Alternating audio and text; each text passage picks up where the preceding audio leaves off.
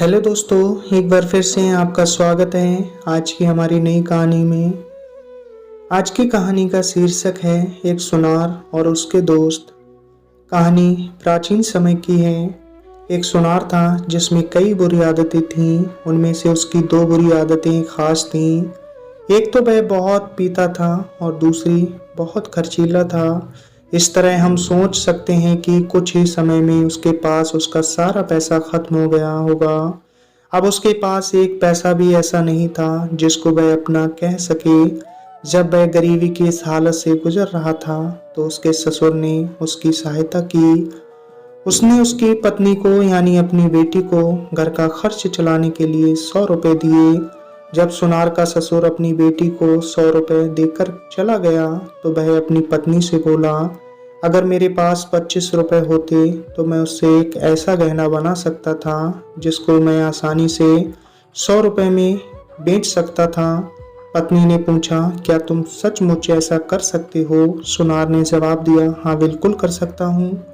उसकी पत्नी ने तुरंत ही 25 रुपए निकाल कर देते हुए उससे कहा, तो यही लो 25 रुपए और करके दिखाओ। सुनार ने वे रुपए लिए अपनी दुकान पर गया और अपनी पूरी होशियारी लगाकर एक कंगन बनाया। वह उसकी कारीगरी का अच्छा नमूना था। उसको देखकर खुश होते हुए उसने सोचा कि वह जरूर उसके लिए कुछ अच्छा भाग्य लेकर आएगा। वह उसको काफी ऊंचे दाम पर बेच सकेगा।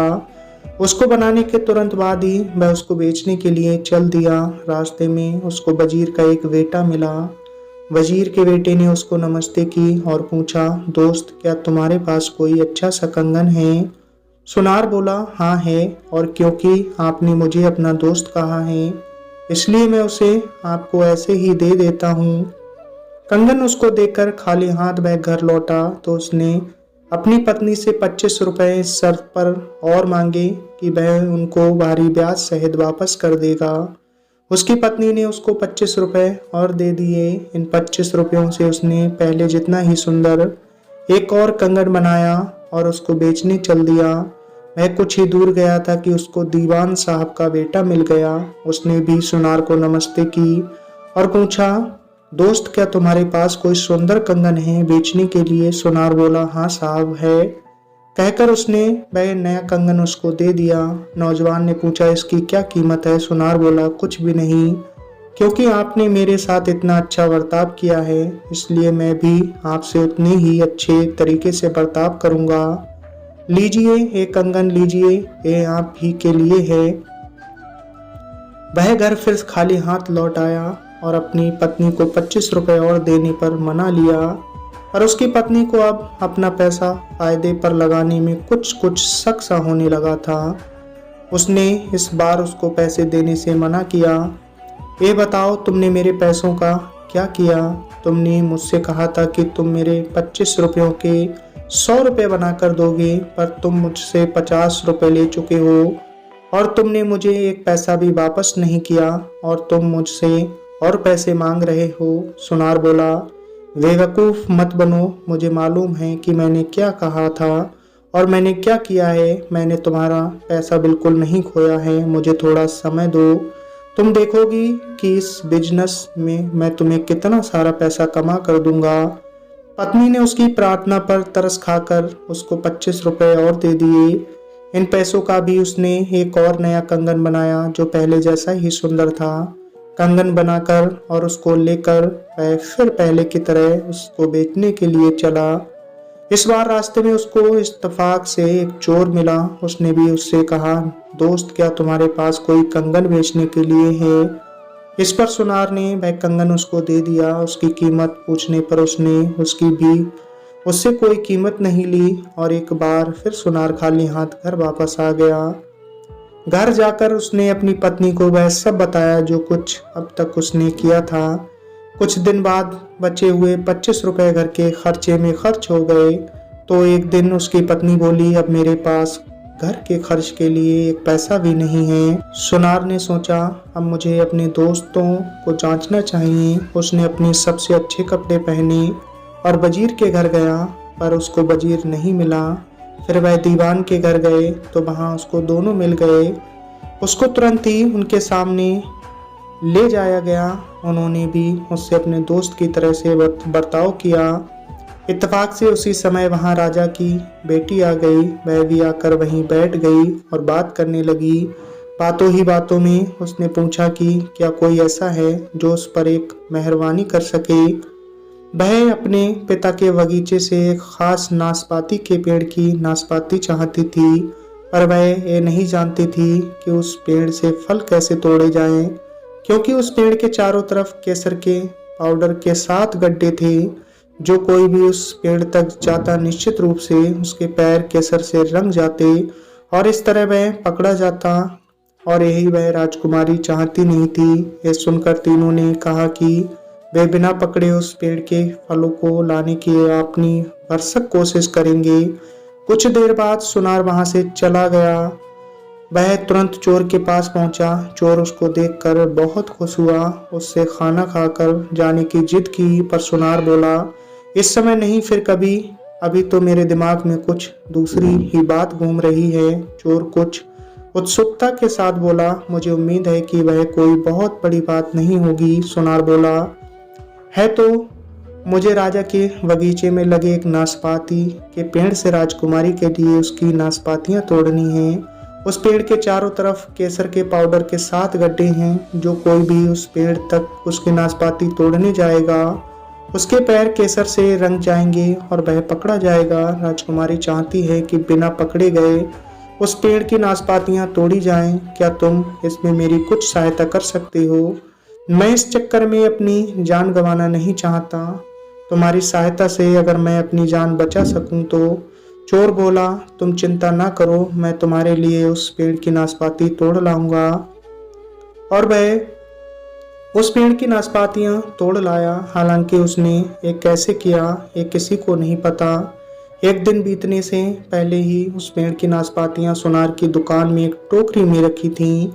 तुरंत ही राजकुमारी, वजीर और दीवान के बेटे और सुनार के बीच मुलाकात का समय तय किया गया और उस समय वे नाशपातियां उनके सामने लाई गईं। राजकुमारी ने तुरंत ही वे नाशपातियां खाने की इच्छा प्रकट की। दीवान के बेटे ने एक नाशपाती छीली और उसके छोटे छोटे टुकड़े काटे। उसने एक टुकड़े में चाकू की नोक घुसाई और उसको राजकुमारी को खिलाने की कोशिश की। जब वह ऐसा कर रहा था तो अचानक राजकुमारी को छींक आ गई। इससे वह चाकू उसके गले में लग गया और वह मर गई। दीवान का बेटा चिल्ला पड़ा, अरे ये मैंने क्या किया? मैंने तो राजकुमारी को मार दिया। वजीर का बेटा बोला, इसमें तुमने कुछ नहीं किया, ये सब मेरा कसूर है। सुनार बोला, नहीं नहीं, तुम लोगों ने कुछ नहीं किया, ये मेरी गलती है। अगर मैं नाशपाती न लाता तो उनको राजकुमारी को इस तरह न खिलाया जाता। खैर, अब हमको इस बात का इंतजार नहीं करना चाहिए कि कोई हमको इस हालत में देख ले। हमको तुरंत ही एक मटका लेना चाहिए और राजकुमारी को उसमें रख कर नदी में फेंक देना चाहिए, नहीं तो उसका शरीर फूल जाएगा। इससे लोगों को पता चलेगा कि फिर हमें फांसी पर चढ़ा दिया जाएगा। तुरंत ही एक कुम्हार के घर से मटका लाया गया और उसमें राजकुमारी के शरीर को रखकर नदी में फेंक दिया गया। शाम को देखा तो राजकुमारी का कहीं पता नहीं था। महल की सब इमारतों में उसकी खोज की गई और दूसरी जगह भी उसको ढूंढा गया जहां जहां वह अक्सर जाया करती थी, पर उसका कहीं कोई पता नहीं था। राजा ने एक शाही फरमान निकाल दिया कि जो कोई भी राजकुमारी के बारे में कुछ बताएगा उसको भारी इनाम दिया जाएगा। अगले ही दिन एक आदमी राजा के सामने आया और उसको बताया कि पिछली शाम उसने एक आदमी को नदी में मटका फेंकते देखा था। ये सुनते ही राजा ने नदी में राजकुमारी की ढूंढ शुरू करवा दी। नदी में मटका भी मिल गया और मटके में रखी सुंदर राजकुमारी की लाश भी। राजा ने फिर हुक्म सुनाया कि राज्य भर के सब कुम्हारों को उसके सामने पेश किया जाए और इस मामले की जांच अच्छी तरह से की जाए। राज्य के सारे कुमार राजा के सामने इकट्ठे हुए। राजा ने उनसे पूछा कि हाल में ही किसने मटका बेचा था। एक कुमार सामने आया कि 2-3 हुए। उसने एक मटका एक सुनार को बेचा था। इस पर सुनार को बुलवाया गया। राजा ने सुनार से पूछा, तुमने राजकुमारी को क्यों मारा? बोलो। सुनार चुपचाप रहा। राजा बोला, सुनार की चुप्पी सुनार को मुजरिम बताती है।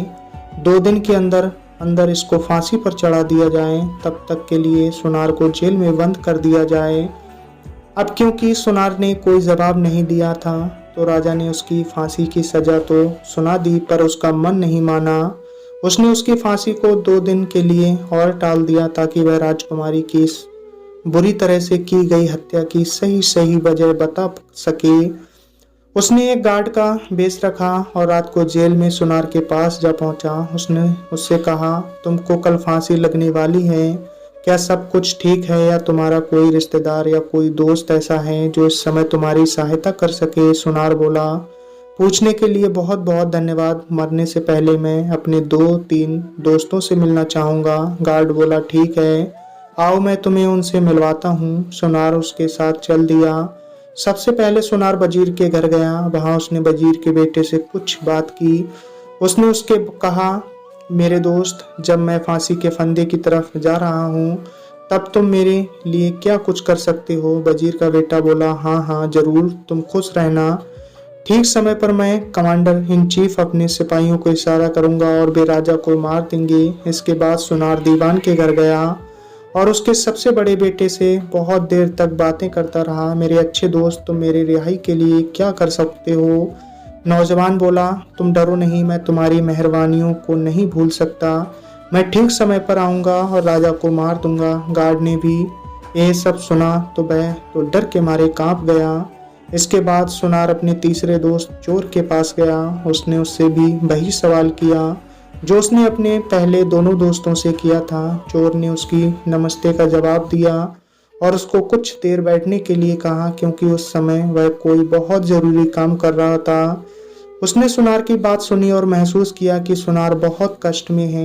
उसने उसकी सहायता करने का इरादा किया, हालांकि इसमें उसकी जान का खतरा था। वह उसी पल वहां से चला गया और राजा के महल की खिड़की से होकर महल की छत पर चढ़ गया। वहां से फिर वह राजा के सोने के कमरे में चला गया और उस आदमी का सिर काट दिया जो उस रात वहां राजा की जगह सो रहा था। एक करके उसने सोचा, अब सुनार को किसी बात का डर नहीं होना चाहिए। ये सोचकर वह उस आदमी का सिर अपने हाथ में लेकर सुनार के पास दौड़ा आया।